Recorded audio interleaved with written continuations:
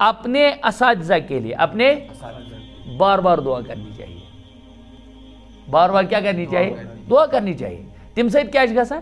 تم سۭتۍ چھُ اِنسانس یِوان علمٕچ سُہ مٹھاس، چاشنی یِوان. کتھ چھےٚ یِوان سمجھ؟ اور استادس متعلق کیا چھِ؟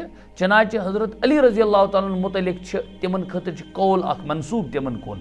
کیا فرموک یم مےٚ پرنومُت چھُ اکھ حرف، یم مےٚ پرنونس کیا اکھ گو کہ بہٕ گوس شاگرد نہ شاگرد نہ، فرموک میں اس کا غلام، میں اس کا غلام، فرموک میں اس کا غلام. اسے چاہے سو تھائی میں، اس کو مرضی ہے کہ وہ مجھے بیچ ڈالے، وہ مجھے. یہ ہے استاد. آج چھِ اکثر بیشتر بچن سارا کی سارن چھُ سمجھ یوان تہِ کیا گو؟ نہ سارن مانے گو یاد کرتے کرتے چھن ات سُہ جمع گژھان ذہین تش تم.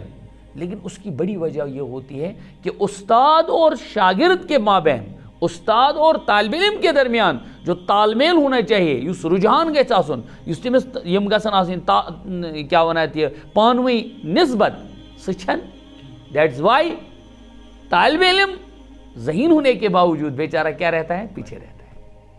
کہتا ہے وہ سمجھ؟ اور بیشتر بیچارے اسی لیے پھر علم سے کورے رہتے ہیں، خواہ وہ دنیائی علوم ٲسۍتن یا اخروی علوم آسن.